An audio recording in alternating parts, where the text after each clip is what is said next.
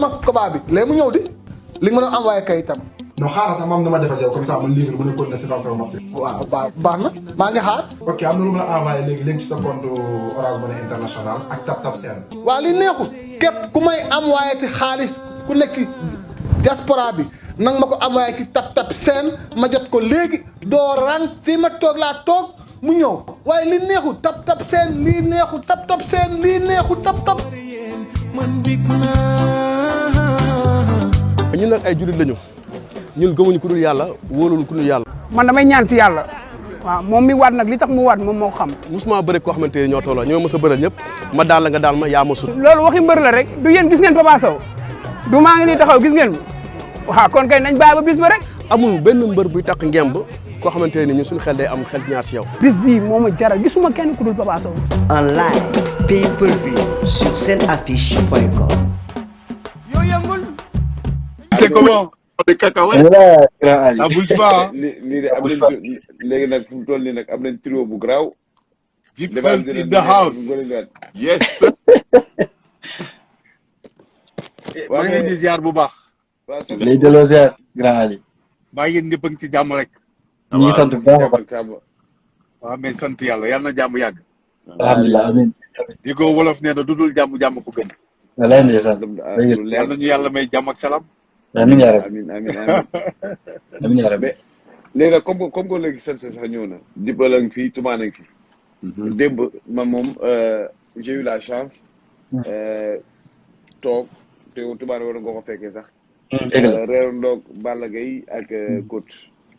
te wax dëgg fa yàlla boo xoolee Balla xam ne tout simplement mu ci ay loxo yu baax parce que nit tamit loo gis ngay wax kenn du la liyoon quoi mais tey est-ce que bu doon tey combat bi tey la coach est-ce que tey bu doon tey combat bi la Balla pare na. bon loolu wax ju yàqu na je pense que ni. di wolof di naan lu ne fàng kenn du ko jeex. te yéen ñi gis Balla démb en réel. je pense que ni gis ngeen un combattant un athlète bu pare. loolu wax ju yàqu la en fait. beneen bi mooy d'abord rek man dama leen di remercier yéen ñëpp parce que ay nit ñu baax ngeen. et vraiment dans un très bon état d'esprit.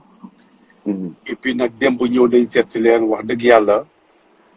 reer si kafoore wax dëgg yàlla Sénégal yëpp apprécier ko quoi en fait en quelque sorte. et puis ngeen wane ni aussi da ngeen am un esprit de dépassement boo xam ni xam ngeen exactement la réalité c'est quoi. kafoore peut-être que ni yéen ñi kenn mënul woon imaginer que ni Balla Gaye mi ngi ci état d'esprit boobu en fait. xam nga loolu c'est quelque chose ça veut dire que nag aussi il est bien dans sa tête. puisque bien mi ngi kaf mi ngi foo mi ngi ree di fàttaliku. sans stress loolu moom mooy àdduna comme on dit no stress. sans fàtte nag di nuyu Badou mën lépp xam nga Badou mën lépp. ñëpp xam nañ ne la artiste la boo xamante ni hors pair. Sénégal ñëpp xam ko wax dëgg yàlla lu ne mu def ko ci wax dëgg yàlla ci théâtre ci showbiz ma vraiment nekk nit ku baax et puis démb kontaan ci teewaayam. ak see dem parce que aussi nit du fàtte démb. waaw xam nga ci toogaay bi Badou mën lépp di fàttali Balla Gaye ne ko man de sa papa. moom njëkk a may 5000 francs. gars yi nan ko sëñ Bas mu ne 5000 francs yooyu mel ni basang. waaw boo ko tasoon sax du boo ko tasoon sax du jeex. pour wax la ni ne jamono jooju 5000 francs wax dëgg yàlla mel na ñu may la 500000. c'est quelque chose. mu rafet trop nag. on a été très bien accueillis. ci jàmm ak salaam. et puis nag kontaan ci lépp. wax dëgg yàlla maa ngi invité ñëpp ñëw restaurant La Fallou parce que restaurant boo xam ne la dip coach il faut elk ñëw ñoom ñëpp il faut gars yëpp ñëw. Inch'Allah non Inch'Allah jim xeltu ñun ñëpp xam nañ ko ni il va venir Inch'Allah bu yàlla. il faut mu ñëw Inch'Allah non il faut que mu ñëw Paris su ko defee. ñu dugal ko ci dëkk bi tuuti. waaw et puis il va être content. lui il est partie de la famille. Inch'Allah et puis de passage aussi du nuyu Beuz parce que lu ko gis naa ko léegi tout à l'heure wax dëgg yàlla xam nga nag Beuz moom yàlla def na moom c'est plus que la famille. sotti rek def ci la te wax dëgg yàlla xelam set na. jikkoom rafet na. xale la liggéeykat la. waaw loolu moom c'est quelque chose du dëgg. tey nag du ma fàtte aussi di nuyu kii ni ko Toldo. Toldo in the house ça bouge pas mais jot naa. In the house, ensemble. Et puis sans fois oublier nag di nuyu monsieur Alain. kooku moom dinañ teew ci journée boobu incha allah wax dëgg yàlla parce que moom it ci il fait partie de la famille te wax dëgg yàlla tamit nit ku baax la mi ngi bokk nag ci promotion xale yi. du dëgg. mais bu ñu jógee ci loolu yéen xam ngeen ni tey ba yow kii laay wax sax Cheikhouna parce que Toumani gisul mais yow xam nga ni yow démb gis nga ni xam nga ni kii ni Balla Gaye il est prêt doon combat voilà bu combat bi newul bu ñu newoon suba la sax xam nga ni Balla Gaye il est prêt waaw man moom démb moom wax dëgg fa yàlla gisuma Bombardier mais li ma gis si Balla Gaye en tant que sportif man y a 3 choses qui m'ont marqué mooy le fait que tout simplement que qu'il est toujours resté concentré. Deuxième des choses dafa mel ni ku amul sax combat parce que y avait pas de stress et en plus c'était une personne boo xam ne démb li muy waxtaan yëpp mu ngi fàttaliku ay dóor dàqe fii tu ma imagine toi nit boo xam ne yaa ngi yor combat mais naan waaye maa romb koñ bi gars yi na ma wuu ma ñëw romb sama kuréel ne kan moo ne wuu bala tooñ avec tout simplement des gens yoo xam ne ñii yeneen mbër lañ nekkal ñëw naan ko nii mais man diw mooy sama mbër mun a kay taxu fii photo te xam ne chinois nga c'est-à-dire ne il ne prenait pas tout simplement comment dire wane na man voilà mbër laa dama yor combat dama war a lii et ça l'a fait aussi après maa ngi ci doon laaj coach naa ko waa mais coach mu naaw man ko noo def ba génne Balla pour mu ci mu ne parfois nit bu dee entraîné concentré ci la da nga ko war a bàyyi benn instant bu ndaw boo xam ne sax day évadé wu effectivement que ne ça c'est une chose boo xam ne peut-être que ne ñu bëri war nañ cee jàng parce que dem tëju man dama koy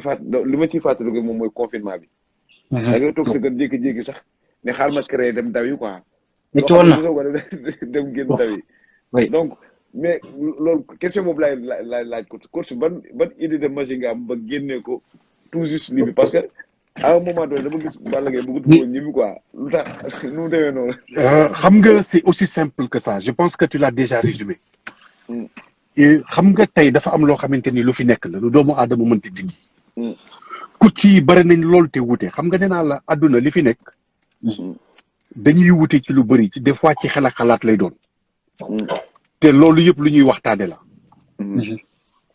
il faut pas ñu oublier que ni man d'abord j'ai été un athlète un compétiteur yàgg di préparer ay compétitions c'est pas de la rigolade tey mën nga nekk dans la peau de quelqu'un qui se prépare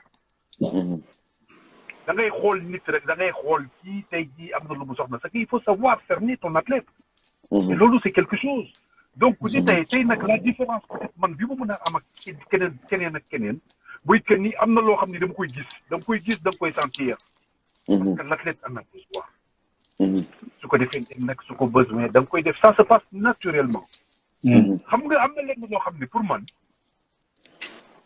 bu ñu xoolee Balla Gaye son entourage amul dara loolu wala mën a bett ci moom kan moo entouré Balla Gaye Aziz Ali Ndiaye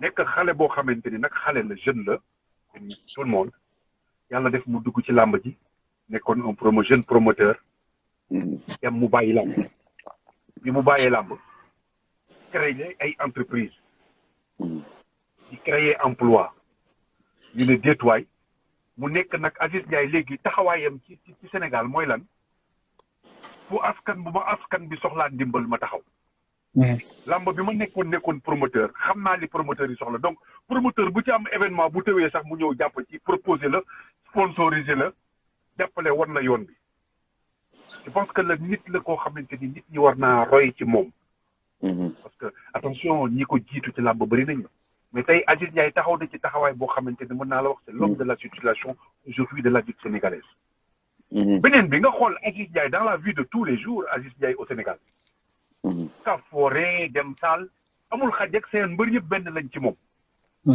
on appelle ça un état d'esprit boo xamante ni tey ñëpp ko nangul xam nga tey nga xool Balla Gaye di bëre Bombardier Aziz Ndiaye ñëw dugg ci oto Bombardier loolu dafay wan ni que ne àdduna bi dara nekk fi lu dul Kafoore mais ñun ñëpp benn lañu donc il faut que nit ñi def seen xel loolu ba pare su ko defee te ni amul dara lu fiy xew loo xamante ni luy bett du damay la en fait du dëgg boo jógee foofu ñu ne attention Balla Gaye ñu indi ko France teg ko ci loxo Moussa Fall li baax na ñu fàtte ni que Moussa Fall c'était un ancien champion de saut en hauteur respecté nag dans le monde entier pour wax leen nag Moussa Fall il a plus de 60 ans ba mu bàyyee que sport rek léegi def na ay dur bàyyi na fi record boobu léegi xale yi mënuñu ko àcc fu nekk dem na fa dans le monde indi nañ ko Sénégal xam nga institut boobu ñuy def Sénégal pour les comment IAAF la xaw ma lan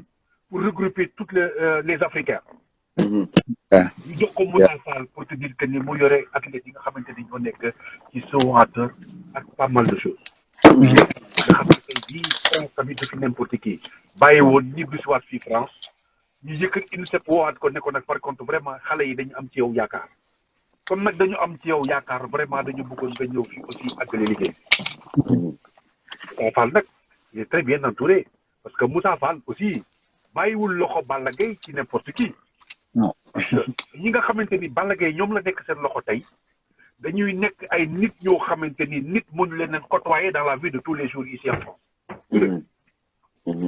boo xoolee Vince Dabaya nekk fi champion du monde champion olympique en matière de musculation xam ko lool tey nag di gérer toutes les athlètes en France yoo xamante ni ils sont à l'équipe nationale pour te dire que ni pour di leen préparer pour les Jeux olympiques donc Balla Gaye il était en préparation avec des athlètes qui préparent les Jeux olympiques attention ñu ne kan encore kan moo nekk non John Devy champion du monde tey jii c'est comme li ñuy wax l'entraîneur national du pôle ça veut dire que ni France lépp lu fiy boxe rek moom ki nga xamante ni tey moo koy diriger il coiffe tout le monde tey moom ay Balla Gaye ci ay loxoom la nekk mais kooku boo jëlee ay lool sa doom nga jëx dénk leen ko da ngay dem te di nelaw te da nga xam ni da ngay xaddoor te xam ni kii li nga bëgg ci moom da nga koy am bu fekkee yàlla rek mooy may te fekk nañ nit bu bëggee dara liggéeyee tax moom ko xam da lay wóor yow loolu nga bëgg di ko am c'est ce que Aziz Ndiaye a compris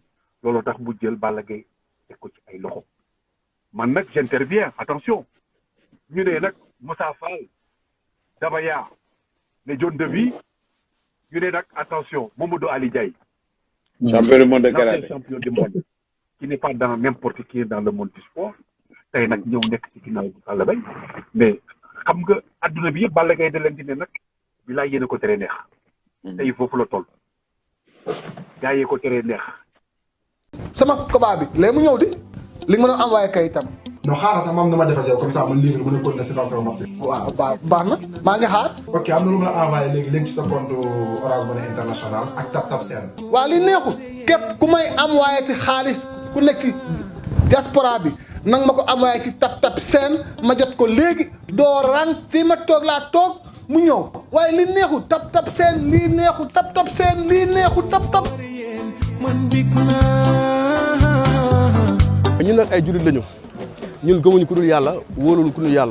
man damay ñaan si yàlla waaw moom mi waat nag li tax mu waat moom moo xam. musuma bëri koo xamante ne ñoo tolloo ñoo mës a bëral ñëpp ma daal la nga daal ma yaa ma sut. loolu waxi mbër la rek du yéen gis ngeen Papa Sow du maa ngi nii taxaw gis ngeen waaw kon kay nañ bàyyi ba bis ba rek. amul benn mbër buy takk ngemb koo xamante ne ñun suñu xel day am xel ñaar si yow. bis bii moo ma jaral gisuma kenn ku dul Papa Sow. En live, pay-per-view sur SeneAffiche.com.